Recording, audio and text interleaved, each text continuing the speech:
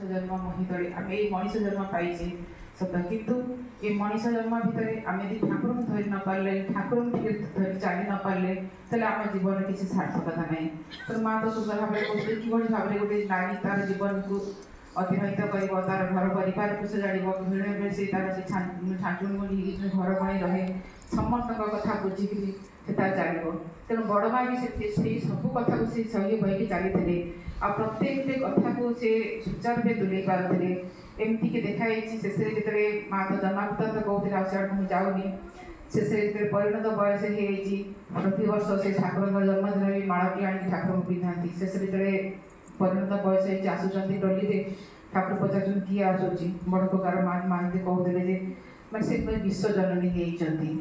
तेणु से माँ जो ठाकुर देहावस देहावस नहीं सब समस्ते नहीं ठाकुर को जाइए तेरे आसुँच माँ से बसी नीरव निश्चल हो भक्त मान पचार तुम्हें एकुटिया छाड़ी चली आस सी तो मनीष कांगाल आ मनीष को देख न देख तो रही तुम केमी छाड़ी चली आस माँ का देखा लोह कही कि पूर्व माँ जी ठाकुर को मागिनी ये पैदल जंत्रणा सी कहते सब गोटे नारी जीवन सब कष्ट ठाकुर करते पैदल सब थी से विधवा सब बेस कष्ट किंतु माँ भी नारी 180 पानी भितर से गोटे पानी बोधे माँ बोधे पालन कर आगे नहीं ठाकुर आपड़ खाऊ मुझे दुनिया छाड़ी न जाए कहीं आप समस्त देखा आप आपण को देखापी कहीं ना मुझे न रही आपण कथा बुझे कि से कथा भी सत हो ठाकुर आग चली माँ से दिन बोधे बाक शक्ति चली माँ से दिन बोधे कथा कही ना बड़दा बहुत चेष्टा कर माँ को सुस्थ करने पूरी भी आनी से 71 मसीह मे मास बुद्ध पूर्णमी दिन माँ को देहांत भी माँ जी जगत जननी थे आम समस्त देखुचे माँ को आदर्श रूपे ग्रहण कर आदर्श को अनुसरण करके चलवा ताकि आम जीवन आम कि आगे जापर ठाकुर जमी कहते फोटा पाठे पानी ने काले के शिउली लगे कि बंद हो पाए आम प्रत्येक मैंने गोटे गोटे पापी कहूँ गले तेणु ठाकुर जी कहते कमल भितर आम बाड़ा को बाछा ताहले कमलर स्थिति रही आम आम प्रत्येक आम फुलटा को बाछा समस्त फुल बाछी बसवा ताल आम प्रत्येक फुल हो तेना प्रत्येक आम से माँ कहते आम पजिटिव चिंता करवा पजिटिव कथा चिंता कर सब समस्त पजिटिव चिंता कले समस्त मंगल कामना कले आम भी मंगल हम ताकू से कहले अपर मंगल कामना ही निज मंगल प्रस्तुति आम मस जाक श्रावण परिक्रमा करें प्रत्येक माँ मैंने सहयोग कर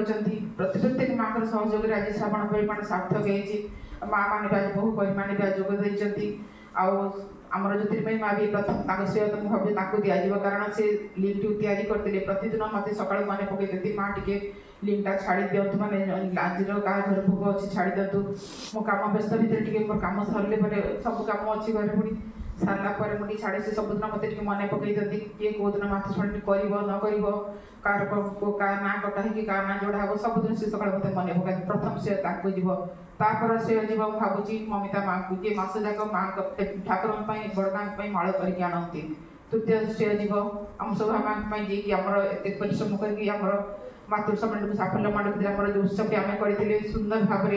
सब सब भाई माने माँ मैंने भी बहुत खुशी होते जे आमर एत सुंदर भाव में मातृसम्मानटी होता चतुर्थ श्रेय जीव आमर समस्त 10 पिलार माँ मान कहीं माँ मैंने भी समस्ते से बहुत संख्यार जोग देकी आम मातृसम्मान को साफल्य मंडित करती आम जब मातृसम्मान कर माँ मैंने आसी नथिबे कि कहीं कहवा को नथिबे गाइया को नथिबे शुणा को नथिबे ताहले भी हुए नहीं तेणु सब माँ मैंने आमको सहयोग करते गाय समस्ते भी सुंदर भाव गाँले आलोचना भी सुंदर भाव में करते समस्त सुंदर भाव में योगदान भी करते योगदेवाटा भी गोटे पुण्य काम गोटे भक्तर काम जमी आम नवदा भक्तिर कथा कहुए 9 प्रकार भक्ति शुणी श्रवणटा भी गोटे प्रकार भक्ति श्रवण कीर्तन वंदनम अर्चनम पादसेवनम सख्यम साक्ष्य आश्चर्य भाव आत्मनिवेदन एगुड़ा सब गोटे गोटे भक्तिर मार्ग तेणु जो मैंने शुणती से गोटे गोटे भक्त तेणु आम समस्त ठाकुर को धरीचे नीति नियम किसी पालन करें कहीं माँ जी कहते सुनीति सुनियम क्या बाध्य कर जी करे तार मंगल अधिकारी सी हुए आम जी करवा ही पाइबार आम जी करवा ସେତିକି ପାଇବା। ଆମେ ଖାଲି କିଛି କରୁନେ କିନ୍ତୁ ଆମେ ବହୁତ କିଛି ଆଶା କରୁଛେ ଯେ ମୋତେ ଏଇଟା ଦେଇଥାନ୍ତେ ଠାକୁର, ସେଇଟା ଦେଇଥାନ୍ତେ, ମୋତେ ଏଇଟା ଦେଲେନି, ସେଇଟା ଦେଲେନି, ବହୁତ କିଛି ଆଶା କରୁଛେ। କିନ୍ତୁ ଯେତେବେଳେ ଆମେ ଆଶା କରିବା ନା ପାଇବା ଯେତେବେଳେ ବହୁତ କଷ୍ଟ ଲାଗେ। ତେଣୁ ଆମେ କିଛି ନ ପାଇକି ନିଃସ୍ୱାର୍ଥପର ଭାବରେ ଯେତେବେଳେ ଠାକୁରଙ୍କ ସେବା କରି ଚାଲିବା, ଠାକୁରଙ୍କୁ ଭଲ ପାଇବା, ଆମ ଠାକୁର ଏତେ ଦେବେ ଯେ ଆମେ ରଖିବା ପାଇଁ ବି ଆମର ଜାଗା ନଥିବ। ଆମର ଯେତିକି ବଡ଼ ପାତ୍ର ଆମେ ସେତିକି ଧରିପାରିବା, ତାକୁ ବେଶୀ ଧରିପାରିବାନି। ଗୋଟେ ଗ୍ଲାସରେ ଯେତିକି ପାଣି ଧରିବ, ଗୋଟେ ଗରାରେ ସେତେ ପାଣି ଧରେନି। ତେଣୁ ଆମର ଯାହାର ଯେତିକି ଭାବ ଅନୁସାରେ ଠାକୁର ଆମକୁ ଧରା ଦିଅନ୍ତି। ଭାବର ଠାକୁର ସିଏ। ଯେତେବେଳେ ଶ୍ରୀକୃଷ୍ଣ ଯାଇଛନ୍ତି ଦୁର୍ଯ୍ୟୋଧନଙ୍କ ପାଖକୁ, ଦୁର୍ଯ୍ୟୋଧନକୁ ମାଗିଛନ୍ତି ଯେ ପାଣ୍ଡବମାନଙ୍କ ପାଇଁ 5ଟା ପଡ଼ା ଦିଅ, ସେ ରାଜି ହେଇନାହାନ୍ତି। ଆଉ ସେ କହୁଛନ୍ତି ତୁମେ ଦୂତ ହେଇକି ଆସିଛ, ତାଙ୍କ ସପକ୍ଷରେ କଥା କହୁ, ତାଙ୍କୁ ବାନ୍ଧ ବୋଲି କହୁ, ସେ ଗୌଡ଼ ପୁଅକୁ ବାନ୍ଧ ବୋଲି କହୁଛନ୍ତି। ଶ୍ରୀକୃଷ୍ଣ ଲୁଚିକି ବିଦୁରଙ୍କ ଘରକୁ ପଳେଇ ଆସିଛନ୍ତି। ଆଉ ବିଦୁରଙ୍କ ଘରେ ବିଦୁରଙ୍କ ସ୍ତ୍ରୀ ଯିଏ ଥିଲେ ସେ ତାଙ୍କ ବାଡ଼ିର ପାଚିଲା କଦଳୀ ଦେଉଛନ୍ତି ଖାଇବାକୁ ଶ୍ରୀକୃଷ୍ଣକୁ। ସେ ଯେତେବେଳେ ଦେଉଛନ୍ତି ସେ କଦଳୀ ଛଡ଼େଇ ଛଡ଼େଇ ଦେଉଛନ୍ତି, କିନ୍ତୁ କଦଳୀର ଚୋପାଟାକୁ ମାନେ ଶ୍ରୀକୃଷ୍ଣଙ୍କ ହାତକୁ ବଢ଼େଇ ଦେଉଛନ୍ତି, କଦଳୀଟା ତଳେ ପକେଇ ଦେଉଛନ୍ତି, ଚୋପାଟା ବଢ଼େଇ ଦେଉଛନ୍ତି। ଶ୍ରୀକୃଷ୍ଣ ସେଟା ଖାଇ ଦେଉଛନ୍ତି। ସେତେବେଳେ ସେଇ ସମୟରେ ବିଦୁର ଘରକୁ ଆସୁଛନ୍ତି। ବିଦୁର ଆସି କହୁଛନ୍ତି, ଆରେ ଏଇ କ'ଣ କରୁଛ ତମେ କଦଳୀଟା ତଳେ ପକେଇ ଦେଉଛ, ଚୋପାଟାକୁ ଦେଉଛ ଶ୍ରୀକୃଷ୍ଣଙ୍କୁ ଖାଇବାକୁ। ଶ୍ରୀକୃଷ୍ଣ କହୁଛନ୍ତି, ମୁଁ ଏଠି କଦଳୀ ଖାଉନି କି କଦଳୀର ଚୋପା ଖାଉନି, ମୁଁ ଖାଉଛି ତାଙ୍କର ଭାବଟାକୁ ହିଁ ଖାଉଛି। ସେ ଯେଉଁ ଭକ୍ତି ଭାବରେ ମୋତେ ଦେଉଛନ୍ତି, ମୁଁ ତାଙ୍କ ଭାବଟାକୁ ଗ୍ରହଣ କରୁଛି। କାହିଁକିନା ସେ ହେଲେ ଭାବର ଠାକୁର।